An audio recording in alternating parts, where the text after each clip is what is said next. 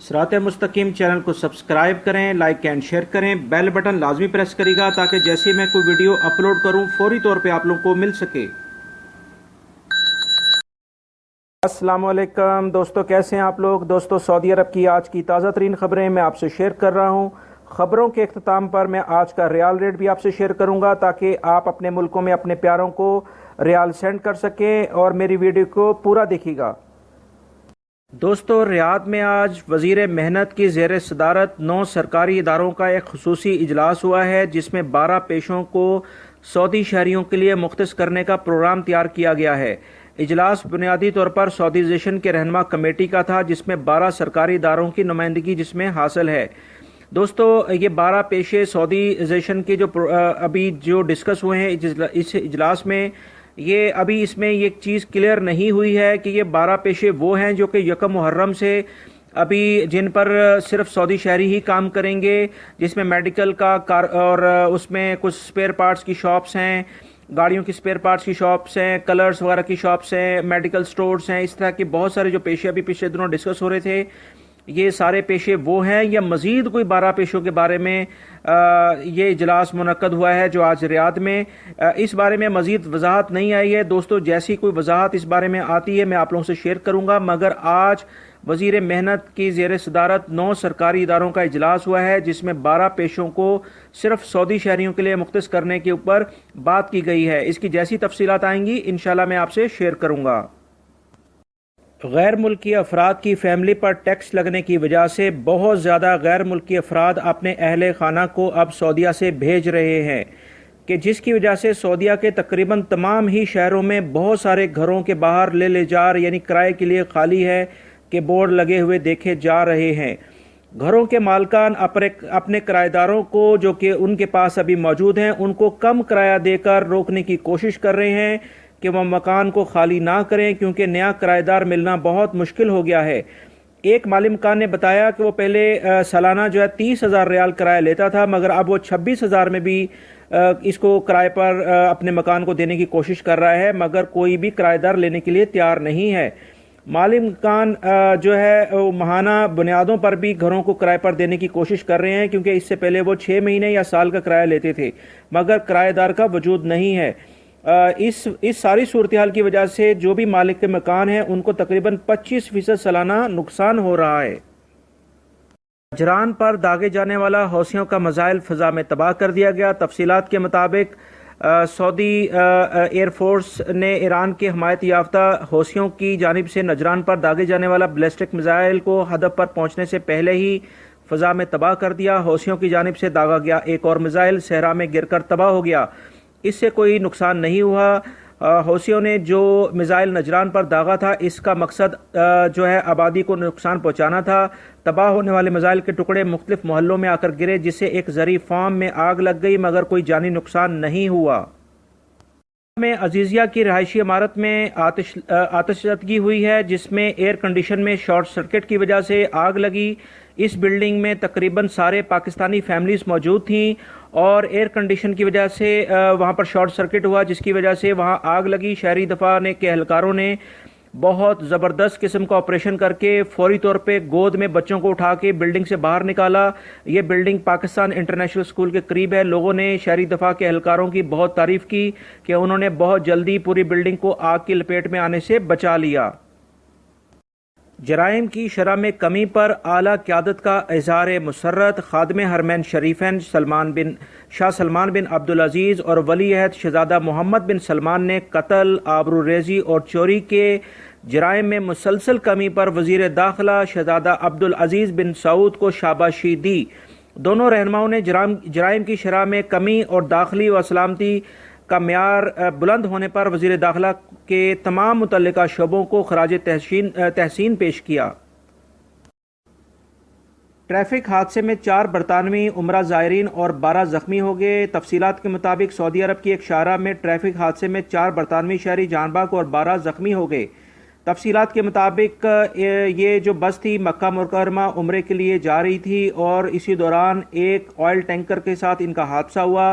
इस oil tanker को एक पाकिस्तानी ड्राइवर चला रहा था जो कि वो खुद भी बहुत शदीद जख्मी हुआ और इस सिलसिले में ऑयल टैंकर में आग लग गई, जिसकी वजह से बहुत ज़्यादा जो अफराद थे वो झुलस गए और उसमें 4 अफराद की हलाकत हो गई और 12 के करीब ज़ख्मी हो गए हैं। हलाल अहमर ने मौके पर पहुंचकर आग को बुझाया और इस तरह से मुतल्लिका जो ज़ख्मी थे उनको जो है हॉस्पिटल में पहुंचा दिया गया।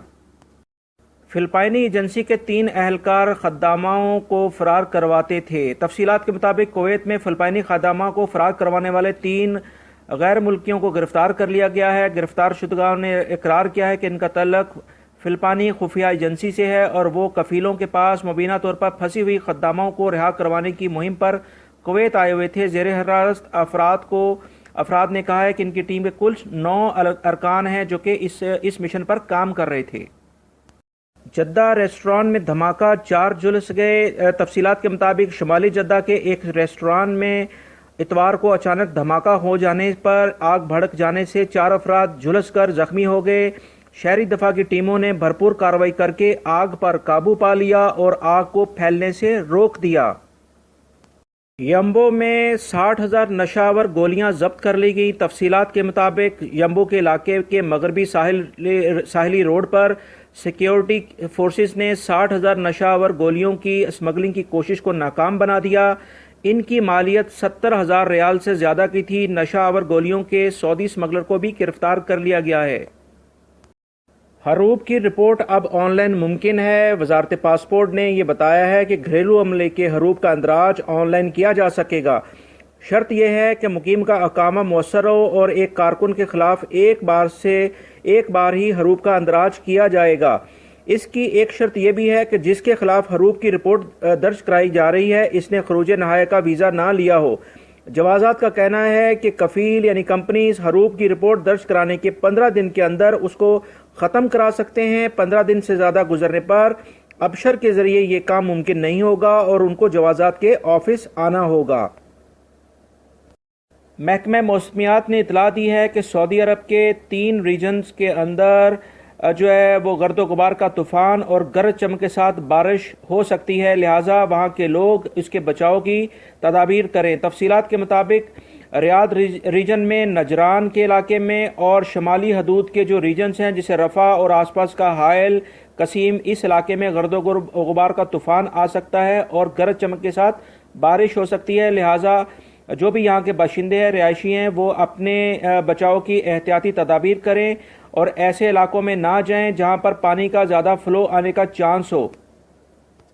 करीम कंपनी ने सार्फिन के नाम अपने पैगाम में एतराफ़ किया है कि कंपनी का सिस्टम हैक कर लिया गया था। अलबत्ता ऐसा कोई सबूत नहीं मिला जिससे ये पता चलता हो कि सार्फिन की निजी कवायद चोरी हुए हैं या इनका गलत इस्तेमाल किया गया है। कंपनी ने सार्फिन के साथ शफाफ पॉलिसी पर अमल करते हुए इन्हें वारदात से मुतला करना ज़रूरी समझा है। ये वारदात तकरीबन 14 जनवरी को 2018 को ये पेश आया था, जिसमें एक हैकर के ग्रुप ने कंप्यूटर सिस्टम तक रसाई हासिल कर ली थी। करीम कंपनी की जो मैनेजमेंट है उन्होंने तमाम सार्फिन को हदायत की है कि वह अपने ज़ाती कवायद किसी के फ़ोन कॉल पर या ईमेल के ज़रिए अगर कोई आपसे पूछता है तो अपनी तफसीलात बिल्कुल ना दें और अपनी सारी चीज़ों को खुफिया रखें और किसी भी सस्पिशियस और यानी कि खुफिया ईमेल को उस पर क्लिक ना करें।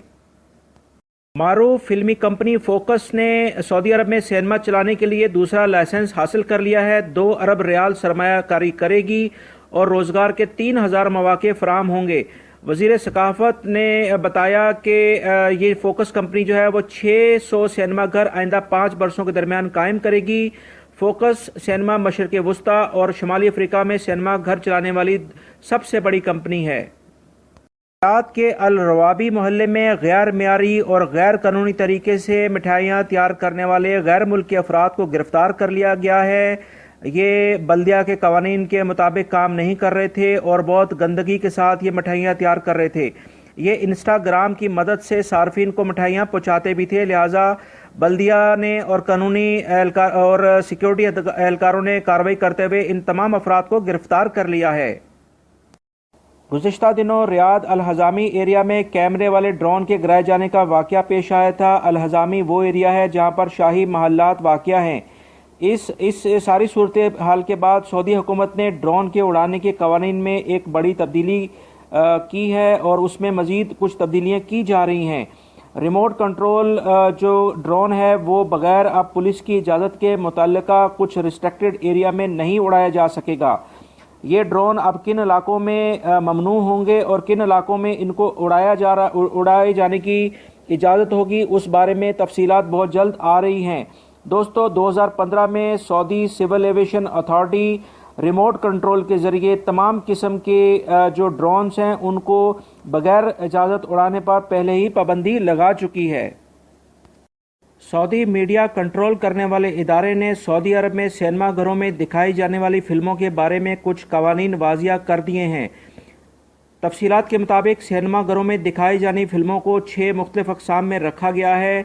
तफसीलात के मुताबिक 12 साल से कम उम्र के बच्चे सिनेमा घर में नहीं आ सकते, जबकि वो सिर्फ़ और सिर्फ अगर वो आएंगे तो अपनी फैमिलीज़ के साथ आ सकते हैं।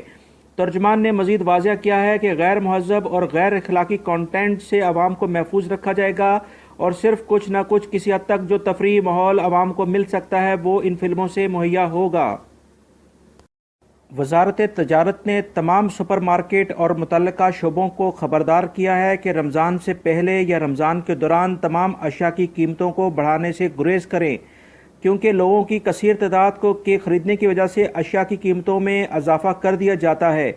वज़ारत तजारत ने मज़ीद कहा है कि उनकी मुख्तलिफ इंस्पेक्शन टीमें मुख्तलिफ मार्केटों में कीमतों को चेक करने के लिए आएंगी और ख़िलाफ़ वर्जियों के करने वालों को भारी जुर्मानों का सामना करना पड़ेगा, क्योंकि पिछले रमज़ान में 1200 शॉप्स और मॉल्स को चेक किया गया था, जिसमें 600 से ज़्यादा खिलाफ वर्जियाँ हुई थी और भारी जुर्माने किए गए थे। मगर वज़ारत तिजारत ने इस बार मज़ीद सख्ती करने का प्रोग्राम बनाया है और मुतल्लिका इदारों को वक्त से पहले ही खबरदार कर दिया है। जी दोस्तों, अब मैं आपसे शेयर करता हूँ आज का रियाल रेट, जिसमें आप पाकिस्तान, इंडिया और बांग्लादेश, श्रीलंका और नेपाल में अपने अजीज़ व अकारब को रियाल सेंड कर सकते हैं। तफसीलात के मुताबिक पाकिस्तान में रियाल के रेट में आज कोई ख़ास तब्दीली नहीं हुई है, जबकि श्रीलंका और नेपाल के रेट्स के लिहाज से कुछ तब्दीली आई है। रियाल का रेट नेपाल के लिहाज से इजाफा हुआ है और श्रीलंका में भी इसमें कोई 0.08 का इजाफा हुआ है। तफसीलात के मुताबिक पाकिस्तान में NBB जो है वो 30 रुपये 50 पैसे का रेट दे रहा है, जो कि सिर्फ रियाद के अंदर ये बैंक है। और दूसरे नंबर पे फौरी जो है वो पाकिस्तान में काफ़ी रेट बेहतर दे रहा है, 30 रुपये 43 पैसे, इंडिया में 17 रुपये 19 पैसे, बांग्लादेश में 21 टका 93 पैसे और तीसरे नंबर पे मनीग्राम है पाकिस्तान में 30 रुपये 36 पैसे, इंडिया में 17 रुपये 27 पैसे और बांग्लादेश में 22 टका 4 पैसे। इसी तरह से श्रीलंका के लिहाज से जो है वो रियाल का एक रेट 41.80 है और नेपाल के लिहाज से जो है एक रियाल का रेट 28.37 है। उम्मीद करता हूँ ये इन्फॉर्मेशन आपके काम आएगी। मेरी वीडियो को लाइक लाजमी करेगा, इसको शेयर करेगा, अपना बहुत सारा ख्याल रखिएगा। अस्सलामु अलैकुम।